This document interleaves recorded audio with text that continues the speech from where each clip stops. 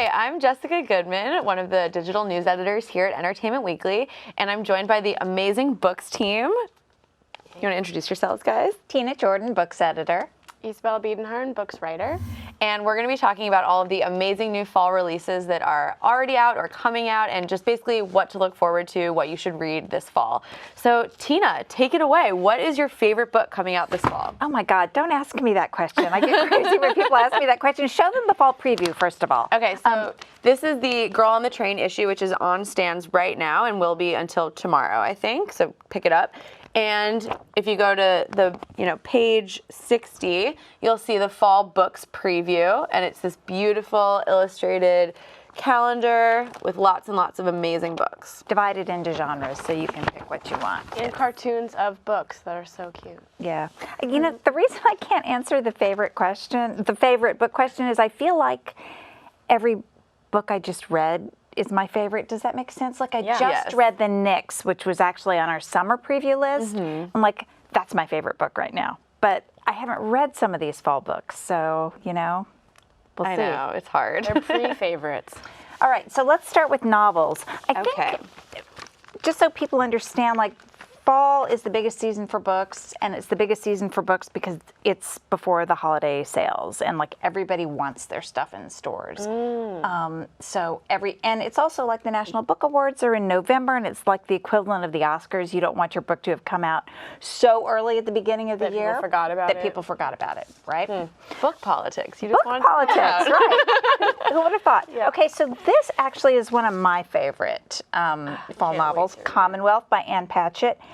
And it's the story of a big blended family and what happens after an illicit kiss at a christening. And that kiss just sort of reverberates through the decades and through these families. And I happen to love big, messy family drama novels. And that's what this is. Oh, it sounds amazing. And it's also unlike anything she's ever done, which I also like. I sort of really respect writers who try something totally different every time out. What do you feel like is new about it? Well, I just don't think she's done a novel like this before. Just a, big, like I said, big, messy family novel. Cool. But will people who like Ann Patchett like this book too? Yes, they will, because the writing's so gorgeous. But you liked The Nest, right, from earlier this year? Yes, I really liked The Nest. Okay, people who loved The Nest will love this book. Oh, yay. Good. Yeah, right, you liked The Nest, I love right? The Nest, yeah. You have some books, some novels you loved. You loved Mischling, right? Yeah. I'm actually reading it right now, Mischling. It's about twins in a part of Auschwitz called Mengele Zoo, which I assume was real, right? I had never heard of it. But it's where this, horrible doctor takes kids and does experiments on them, but then they also, while they're getting sort of tortured, also get kind of special treatment because he needs to keep them, happy-ish. So it's about two twins, and then one of them goes missing, and the other one has to search for her. Now, I haven't read that. Is the writing nice? It's very lyrical, sometimes too lyrical, but most of the time, good. Okay, because it has heat on it, that book. It does, yeah. Yeah, it's a big book. Yeah. Sounds dark. Yeah. Okay. Wait, I have one. This has been one of my favorite books that I've read all year. It's called The Wangs versus the World by Jade Chang, and it's her debut novel. And this is a galley, by the way, not a finished book. Not a finished book. But it will be out in October.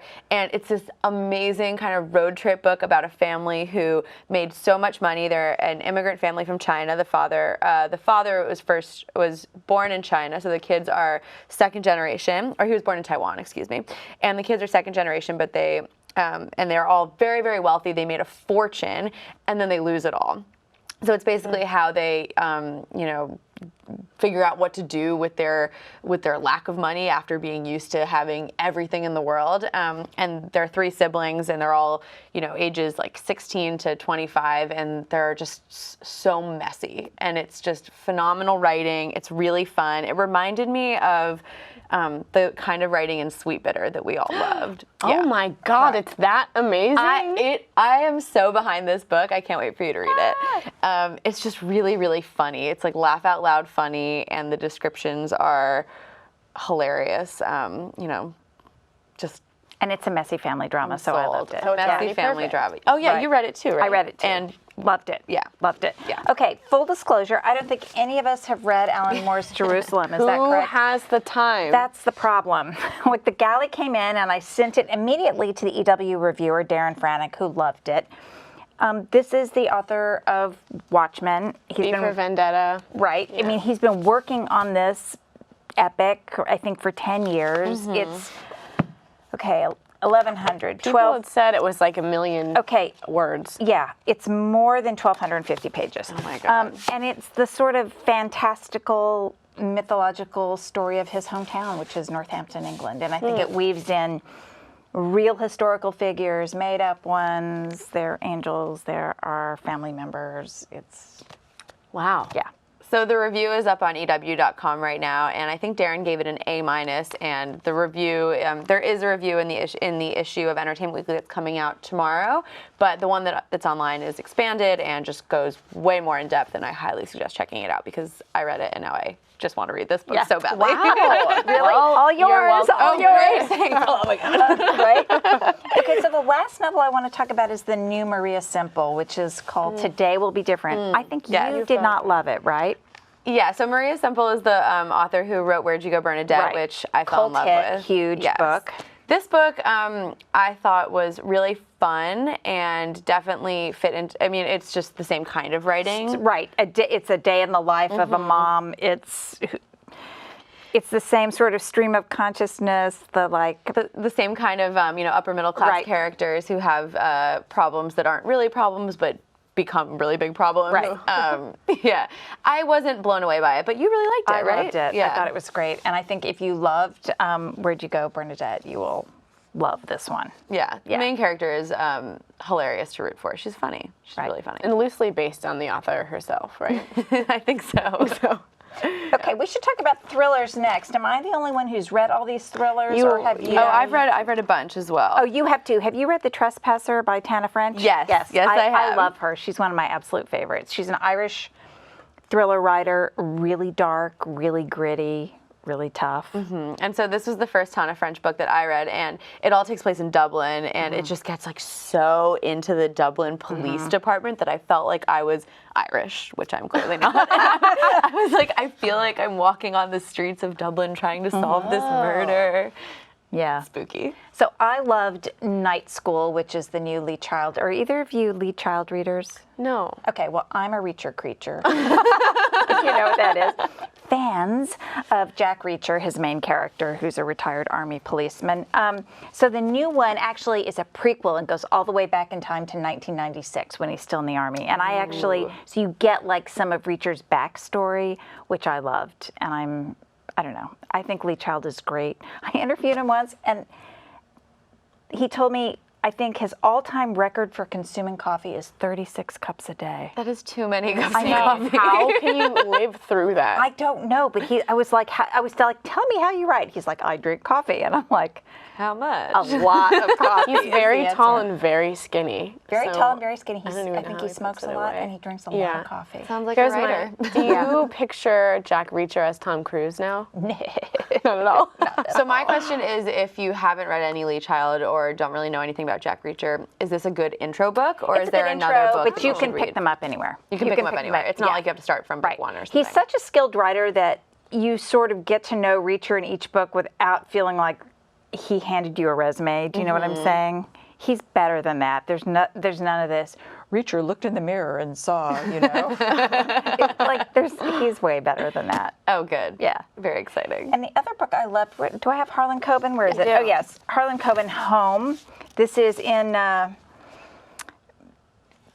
a big Harlan Coben fan, too. This is Myron Bolitar. Have either of you read Harlan? No, I haven't. That's his, the detective he uses, a basketball star turned detective. Oh, And interesting.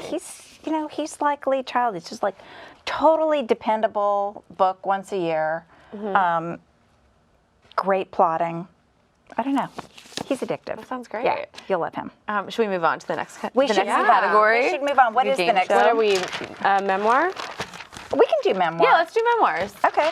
Okay, well, You want to do Danielle? no, we have to talk about the big memoir first. Bruce? Bruce. Bruce. The boss. Okay, so the big memoir is Bruce Springsteen's. Oh, and you've read it. My lips are sealed. I can't say anything. Too bad. Sorry. Well, okay, when can readers find out more about Bruce? The 27th. 27th, Right, yeah. the 27th of September. He wrote it himself. He wrote it himself over a period of like 7 or 8 years. It's The boss. I know. I love know. Bruce. Can you not say I anything can't else? say anything. They'll like come All take right. away my children. Oh, man. Sorry. Okay, is there any other last book that we want to hit before we wrap up? I want to hit The Fortress by Danielle Trussoni, which is a memoir and a small one. She's had a few other memoirs. This is a memoir of a marriage, another thing that I really like to read. By the I'm way, I don't impressed know by why. people who can write more than one memoir, first of all. Like, if you have that much in your life that you can Well, that's mine it true. for multiple books. That's true, but this is the kind of memoir that almost reads like a novel. Oh, that's So great. it's the story of her marriage to somebody who's no good. And she's just a beautiful writer. So great. Yeah. All you can ask for in a book. Is that everything that we want to talk about? Did we hit everything? I don't. I want to hit just quickly, for Shirley Jackson fans, there are 2 fun things coming out. One of them is a graphic adaptation of The Lottery, so don't read it before bed, but her grandson actually did it, which is cool. And then there's a new biography of her by Ruth Franklin, and I've only just started it, but it is so, so good, and it gives her, I think, the attention she deserves. Amazing. yeah. Great. Well, all of this information and more is in the Girl on the Train issue of Entertainment Weekly on stands until tomorrow. And you can catch everything, all of our lists of fall. Oh my God, I'm like, it's Labor Day. It's so September. hot out. It's Hogwarts Day. It is Happy Hogwarts Day.